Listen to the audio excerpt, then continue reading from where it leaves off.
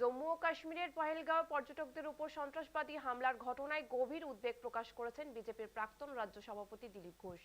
কাশ্মীরের বর্তমান নির্বাচিত সরকার কাশ্মীরের পরিস্থিতি স্বাভাবিক রাখতে পারেনি, তার জন্য এই নৃশংস হামলার ঘটনা ঘটেছে। বারবার নাম না করে বুঝিয়ে দিতে চেয়েছেন মেদিনীপুরের প্রাক্তন সাংসদ।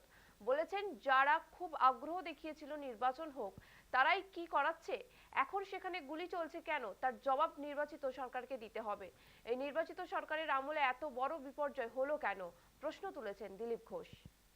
তো যারা খুব আগ্রহ করছিল যে গণতন্ত্র ফিরিয়ে দিন, নির্বাচন করুন, মানুষের হাতে অধিকার দিন, আগে পঞ্চায়েত নির্বাচন হলো, লোক অংশগ্রহণ করেছে, বিধানসভা নির্বাচন হলো, সরকার হয়ে গেল, 6 বছর 8 বছর যেখানে ঝামেলা হয়নি, পাথর পর্যন্ত পড়েনি, সেখানে গুলি বন্দুক চলছে কেন, গ্রেনেড বম ফাটছে কেন?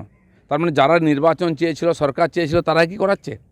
নির্বাচিত সরকারের সময় এত বড় দুর্ঘটনা হলো কেন? সারা দেশকে, দুনিয়াকে কাঁপিয়ে দিয়েছে। আজ তো কেন্দ্র সরকার এবং হওয়ার সঙ্গে সঙ্গে গৃহমন্ত্রী পৌঁছেছেন। কেন্দ্র সরকার যেটা বলেছিল সেটা করে দেখিয়েছে। তোমরা পারোনি। কেন্দ্র সরকার ফোর্স দিয়ে হোক, যেভাবে হোক, এবং পরবর্তীকালে সাধারণ মানুষের বিশ্বাস জিতেছে। প্রতি বছর প্রায় 1.5 কোটি পর্যটক যাচ্ছিল গত 3 বছর ধরে। জিজ্ঞেস করুন ওখানকার মানুষের, তারা হাহাকার করছে। ওরা বলছে ওরা আমাদের অতিথি, তাদের অপমান অত্যাচার করছে, আমরা ছাড়বো না। এবং রাতারাতি সমস্ত হোটেল থেকে আরম্ভ করে খালি হয়ে গেছে। ওখানকার মানুষ খাবে কি? তারা 40 বছর ধরে এটা ভুগেছে টেরোরিজমের জন্য। আজকেও সে একই জিনিস শুরু হয়েছে। কিন্তু আমি মনে করি না এটা বিশেষ কিছু একটা বিচ্ছিন্ন ঘটনা হবে, এরপরে আবার স্বাভাবিক হবে। কারণ সাপের মাথাটাই থেঁতলে দিয়েছে মোদী সরকার, লেজটা নড়ছে, সেই লেজ নড়ার সংকেত পাওয়া যাচ্ছে। হাতে কাজ আছে, ইনকাম আছে, পকেটে টাকা আছে, আনন্দে আছে সবাই।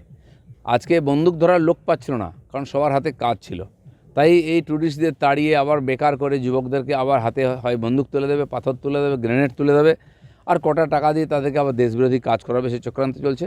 আমার মনে হয় যে ধরনের প্রতিক্রিয়া দেশ জুড়ে, দুনিয়া জুড়ে হয়েছে, এটা ওখানকার কয়েকজন বিচ্ছিন্নতাবাদী নেতা বা কয়েকজন জঙ্গি এটা পারবে না। সরকার আছে, সরকারের সঙ্গে পুরো দেশ আছে।